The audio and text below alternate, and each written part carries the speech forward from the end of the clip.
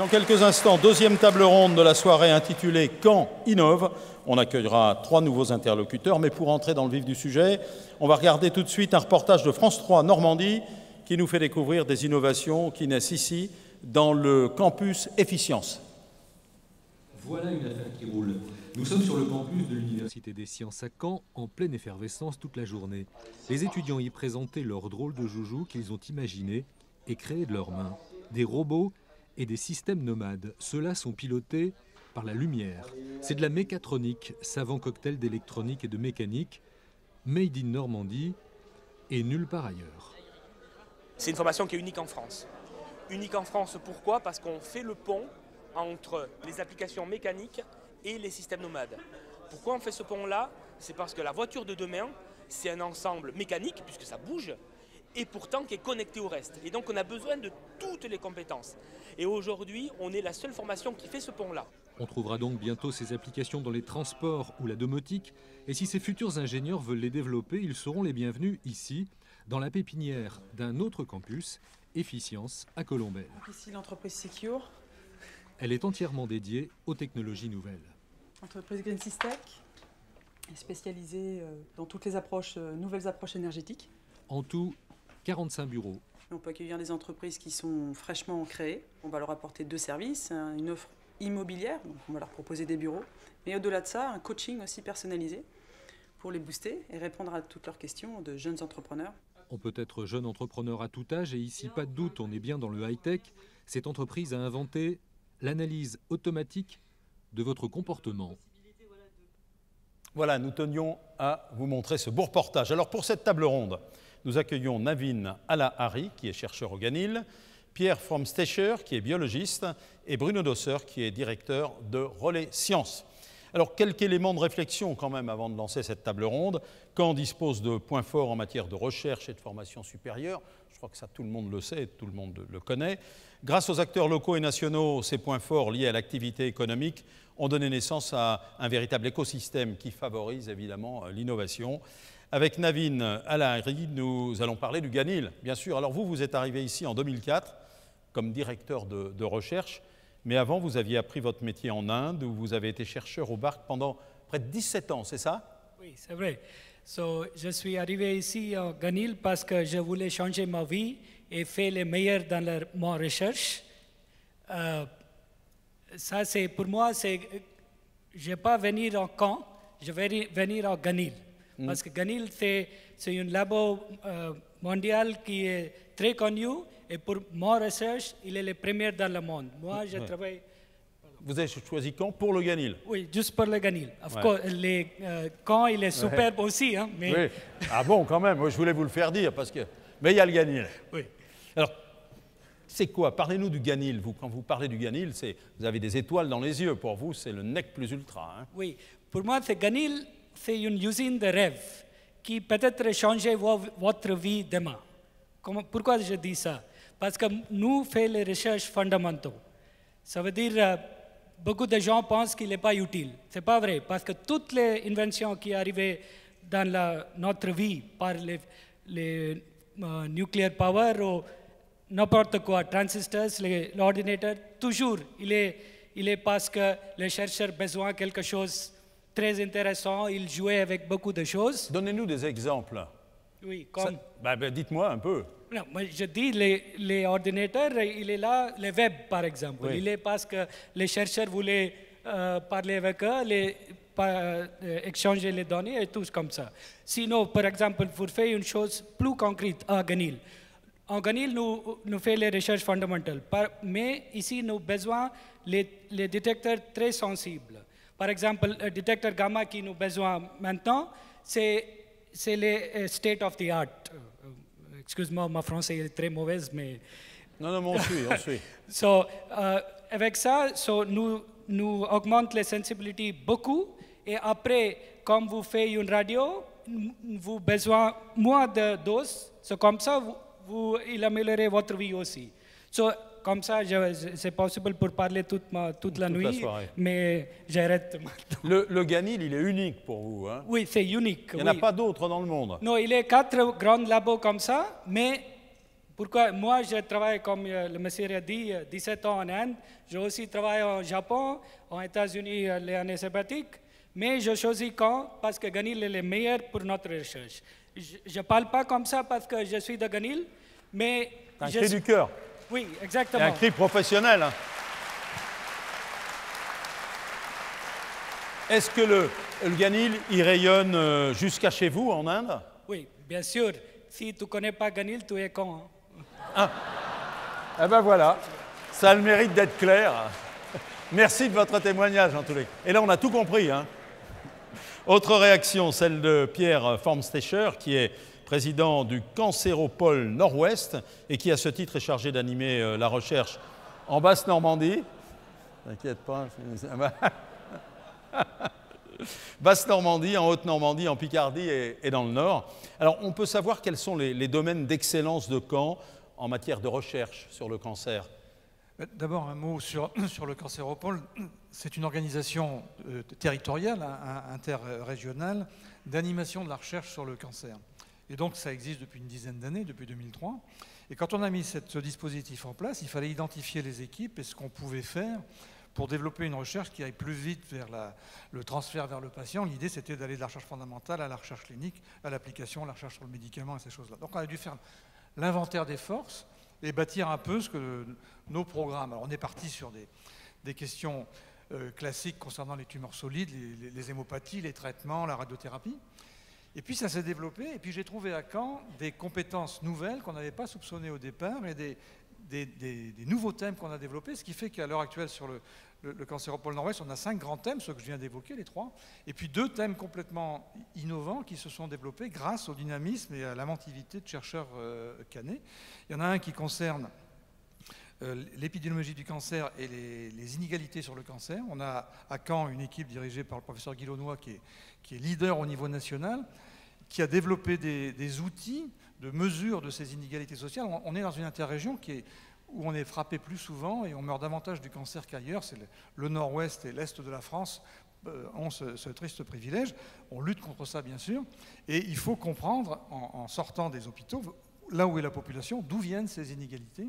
Et cette équipe a développé des outils remarquables qui sont maintenant déclinés au niveau européen, adaptés au contexte social et économique de ces pays. Et ça vient de Caen, ça. Et dans un autre domaine tout à fait intéressant aussi, quand j'ai lancé l'affaire, on avait ce périmètre géographique, donc on a fait un peu l'inventaire des forces. Il y avait le domaine du cancer où il y avait un certain nombre d'équipes, et puis le domaine des neurosciences. Et il y a à Caen des équipes de neurosciences réputées, notamment dans le domaine de la mémoire. Il y a Cicéron, il y a l'équipe de Francis Eustache. Et moi, j'avais confié à mon directeur scientifique l'idée de qu'est-ce qu'on pourrait faire à l'interface entre ces forces de recherche sur le cancer et ces forces de recherche sur les neurosciences.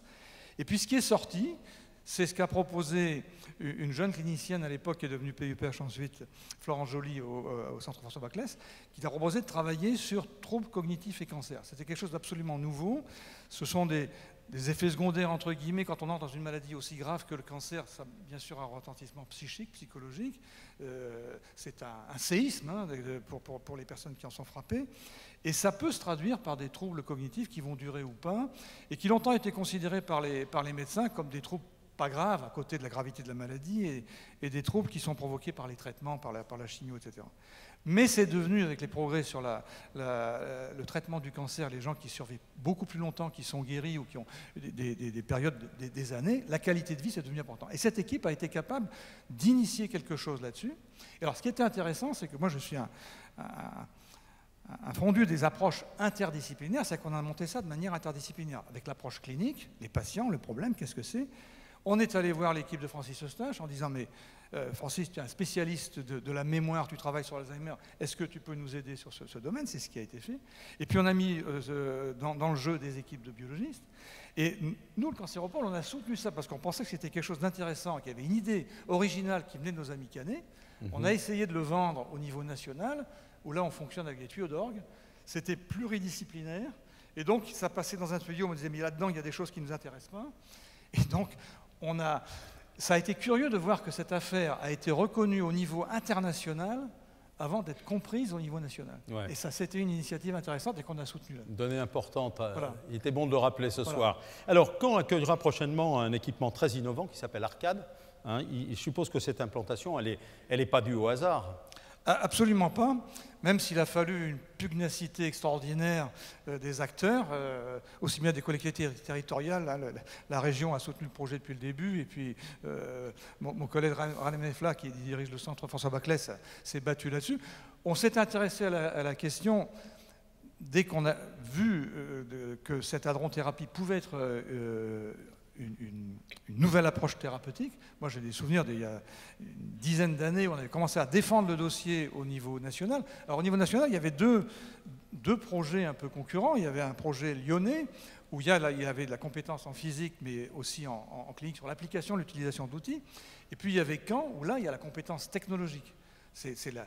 On parlait du ganil, des ions lourds. L'hadrothérapie, c'est utiliser ces ions pour des applications médicales, pour en faire de la radiothérapie plus efficace dans des cas particuliers, mais extrêmement importants. Et donc, il a fallu se battre pour convaincre. Ça a pris des années. Et moi, j'étais persuadé depuis le début que c'est un projet de recherche et développement. La compétence scientifique et technique, la capacité à développer les outils, le tissu industriel des petites PME qui sont capables de développer ce qui sera ensuite utilisé en thérapie, c'était ici que ça se passait. Mais il y a eu des combats homériques, hein, les entrevues, on évoquait tout à l'heure avec Khaled, au niveau national, au niveau de l'INCa, pour intéresser. Et finalement, l'affaire se met en place, et j'en suis extrêmement heureux. C'est quelque chose qui est vraiment différenciant. On est dans une application, on s'appuie sur l'expertise du Ganil pour développer des outils de thérapie complètement innovants, uniques en France. Il n'y a que quelques exemples de cette technologie dans le monde. Très bon de le rappeler. Alors, c'est encore d'un équipement innovant que nous allons parler maintenant. La maison de la recherche et de l'imagination. Cette tour de 30 mètres qui est en train de s'achever sur la presqu'île, Bernard Allot devait être avec nous ce soir. Il est directeur du Centre de culture scientifique CapScience à Bordeaux, le plus gros centre en province, à côté de la Cité des Sciences. Bon, finalement, il n'a pas pu venir, mais je vous propose de l'entendre parler de ce beau projet. On l'écoute. Bonsoir à toutes et à tous. Désolé de ne pouvoir partager la chaleur humaine de vos échanges de ce soir, mais ravi de vous présenter les fonctions et les usages de la Maison de la Recherche et de l'Imagination à Caen au travers de l'exemple de CapScience que je dirige à Bordeaux depuis maintenant 20 ans. CapScience, qui est installé sur les quais, sur 3600 m² à Bordeaux, participe à intégrer les sciences comme élément de culture, au même titre que la littérature, le sport, le théâtre, la musique. Le sport à son théâtre, le sport à son stade, pardon, la littérature son conservatoire. Il est important que des lieux de culture, que la science ait des lieux de culture. Et cette culture intéresse vraiment le public, qui a une fantastique avidité de comprendre son environnement qui est de plus en plus complexe. La preuve, aujourd'hui, le lieu le plus visité de Bordeaux, c'est CapScience. 180 000 visiteurs. CapScience pilote aujourd'hui le programme immédiat auquel participe Relais de Sciences et qui associe 6 acteurs de 6 régions avec de nombreux partenaires. L'enjeu de ce programme, c'est d'innover dans le domaine du numérique, de la mise en scène de la connaissance, pour faire en sorte que des jeunes de 15 à 25 ans s'intéressent aux sciences, aux techniques et à l'industrie. L'ambition est triple. Créer de nouveaux lieux, comme la MRI, créer de nouveaux services et évaluer l'impact de ces actions. Il reste encore 1 an à ce programme de 5 ans. On peut d'ores et déjà dire que c'est un succès largement reconnu par le Commissariat général à l'investissement, par le ministère de la Recherche et par de nombreux acteurs en France, qu'ils soient de l'écosystème social, culturel, éducatif, touristique, économique. Alors ce succès, c'est d'abord un succès de gouvernance, parce qu'on a su faire travailler ensemble 6 acteurs de 6 régions. Ce n'est pas quelque chose d'évident. Mais je pense qu'il y a là une méthode qui sûrement pourrait être transférable sur d'autres territoires. Un succès dans la capacité à créer de nouveaux lieux, notamment la Maison de la Recherche et de l'Imagination, qui devient un espace observé et très fortement attendu au niveau national et européen. À mon avis, c'est déjà un succès, parce que ce bâtiment représente un investissement raisonnable par rapport au montant des investissements qui sont normalement réalisés dans le milieu de la culture. Ce bâtiment va participer à une véritable dynamique territoriale, va participer à l'innovation numérique sur ce territoire. Il va participer au dynamisme de cet écosystème régional élargi. Et si je prends l'exemple de CapScience, on va dire que ce lieu va participer à créer du lien.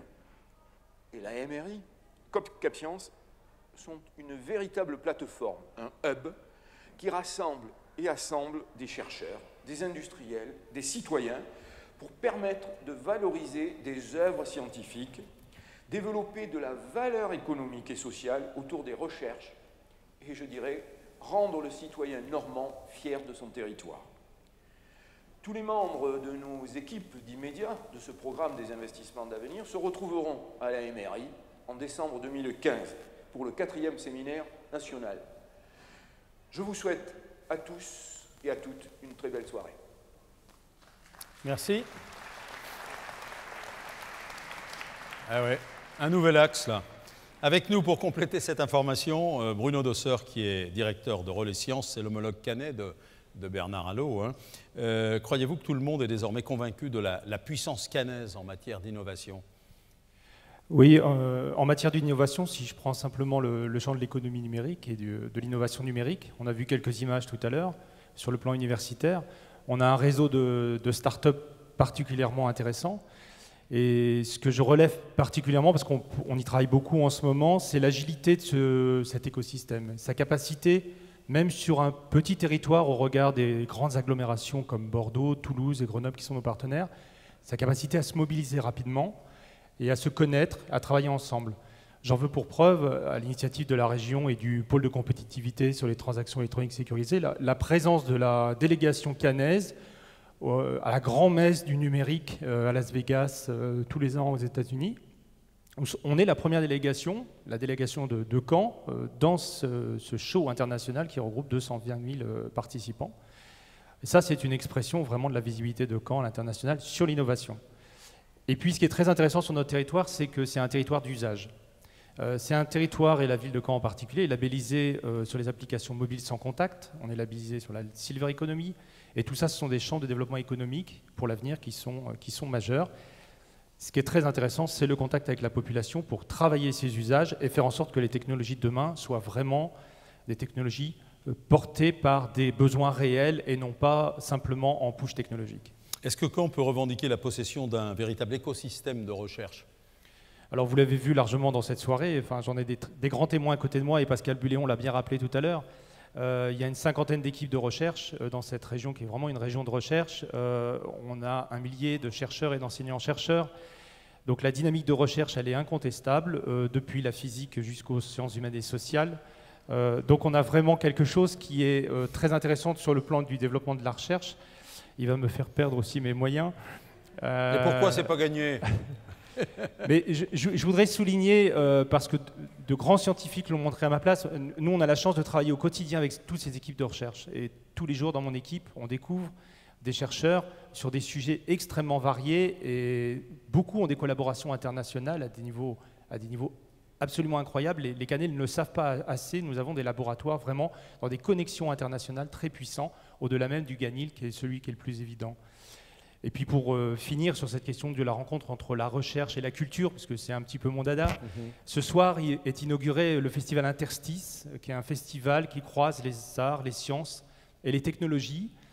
Pendant 3 semaines, vous Canets, vous pouvez découvrir la 10e édition de ce festival qui investit l'Artothèque, l'école d'art, la fermeture éclair et beaucoup d'autres endroits pour montrer des travaux internationaux sur la relation entre culture, art et technologie. Donc je vous invite vraiment à découvrir ça. C'est une des pépites de notre territoire qu'on ne connaît pas assez.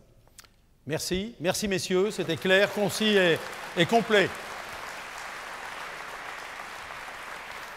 Alors avec vous, on a bien compris que la recherche est une force indiscutable de Caen.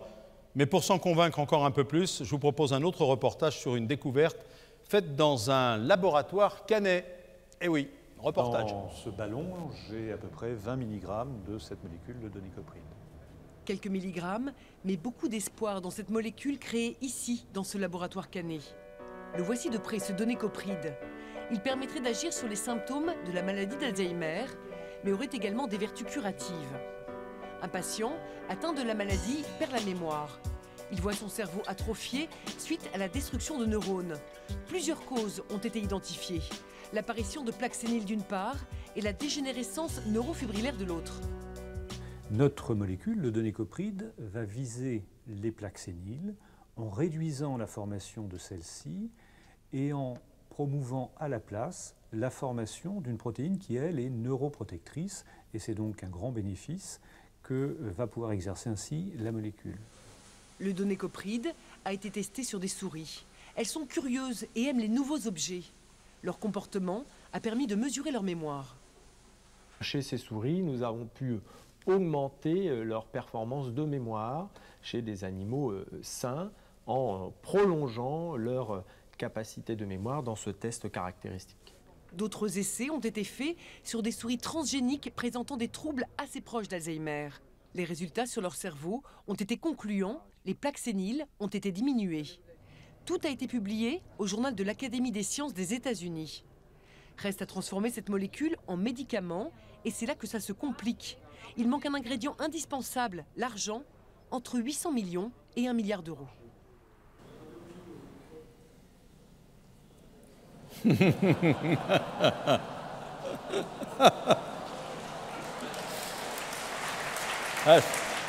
Ça va être difficile d'enchaîner là. Alors on va écouter d'autres témoignages à la croisée de la thématique de la recherche et de l'économie. On a rendez-vous avec des responsables d'entreprise et grâce à eux, on va découvrir des belles histoires. Là encore, on va commencer par Marc Maouche, qui est délégué régional d'Orange. Bienvenue.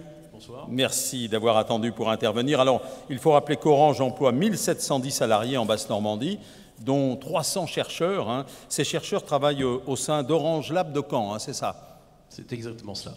Donc 300 chercheurs qui sont dans un centre de recherche qui est là depuis 30 ans, en fait bien installé à Caen, depuis même 32 ans pour être très précis. Et ces 300 chercheurs travaillent non pas enfermés dans leur laboratoire, mais dans une logique complètement ouverte sur le monde et ouverte sur le monde canet, le monde normand, mais le monde... Ah oui, c'est sympa ça aussi. Ouais. Donc ces recherches, pour vous en illustrer quelques exemples, Bruno Desseur en a parlé un instant, il a parlé du NFC, du sans contact.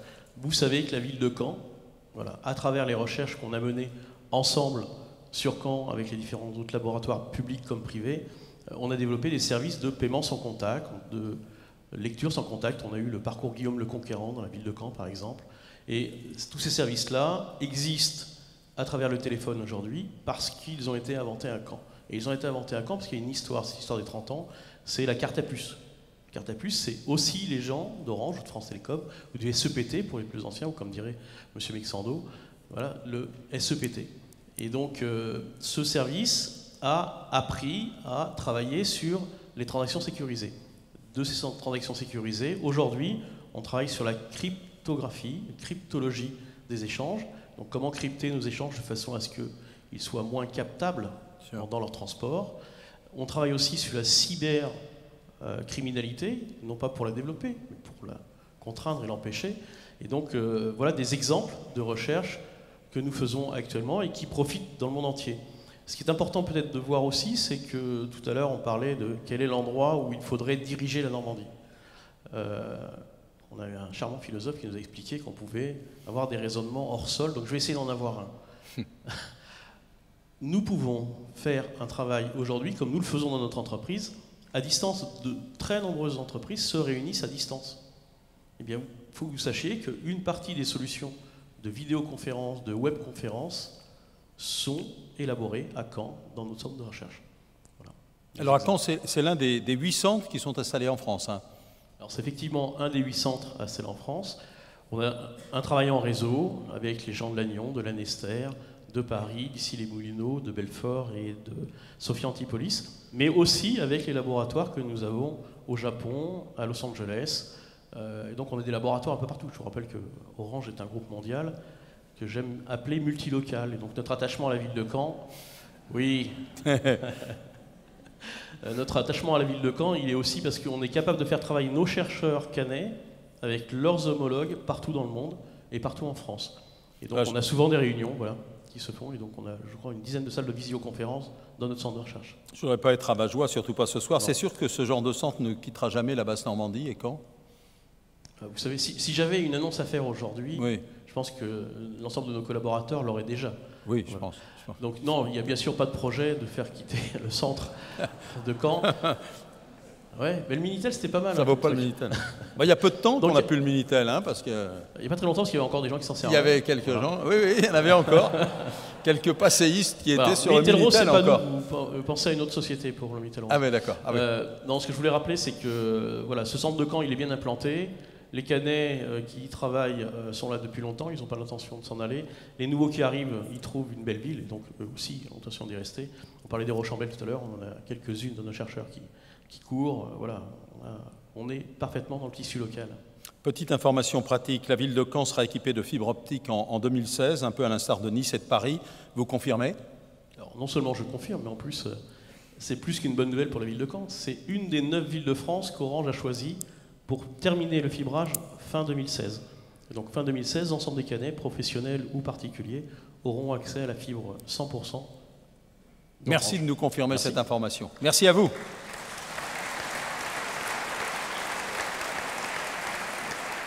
Frédéric Villain va se lever. Il est chef de l'entreprise DS Instruments. Alors, l'entreprise a décroché le Grand Prix Création-Développement en 2014. Qu'est-ce que vous faites exactement? Oui, dites-moi, parce que je n'ai pas tout compris. Dites-moi tout. Écoutez, c'est tout simple. Nous travaillons sur des objets connectés très spécifiques au service de l'environnement. Nous faisons des choses afin de préserver les ressources en eau, en électricité, en surfant sur cette vague de la révolution de l'objet connecté. Très bien. Alors j'ai vu que vous aviez créé par exemple un candélabre intelligent pour réduire la consommation électrique des collectivités. Tout à fait. Il est expérimenté à Caen, je crois, non? Oui, c'est en cours. Nous espérons le faire très prochainement. C'est un candélabre un peu spécifique parce que ça s'inscrit dans notre vision de la ville intelligente, c'est-à-dire la ville de demain. Une grande partie de la ville de demain, ce ne sera pas ce qui sera visible à l'œil nu.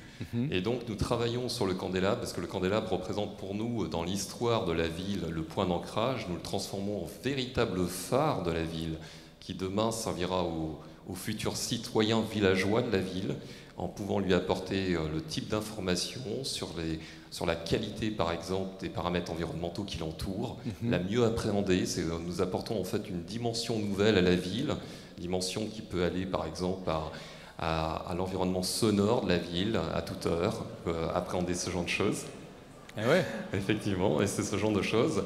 Et on est capable de faire, à partir de ces fameux candélabres, par exemple, détecter les fuites d'eau dans les réseaux urbains. Ouais. Le futur enjeu des villes de demain, 40% de l'eau dans les réseaux urbains se perd dans des fuites, ce qui a fait que, par exemple, nous sommes... 40% ? Ah oui, oui. Et dans des endroits tels que la Californie qui souffre d'une énorme sécheresse cette année, nous sommes prochainement invités à essayer de présenter notre solution pour des villes telles que San Francisco, comme quoi une petite entreprise cannaise peut aussi aller rivaliser sur des territoires qui sont largement censés être hors de portée. Ils n'ont pas planché là-dessus, les Américains. Ils ont été particulièrement séduits par notre solution qui permet, en fait, nous avons été effectivement lauréats et Grand Prix national sur une vanne connectée qui permet de préserver la ressource en eau, c'est-à-dire irriguer à bon escient pour préserver en fait le monde actuel. Et ils ont été particulièrement séduits par le fait que nous réutilisons l'existant. Nous ne créons rien, nous optimisons ce qui est fait actuellement. Alors avant de créer votre entreprise, vous avez beaucoup travaillé aux États-Unis. Qu'est-ce que vous avez appris là-bas ?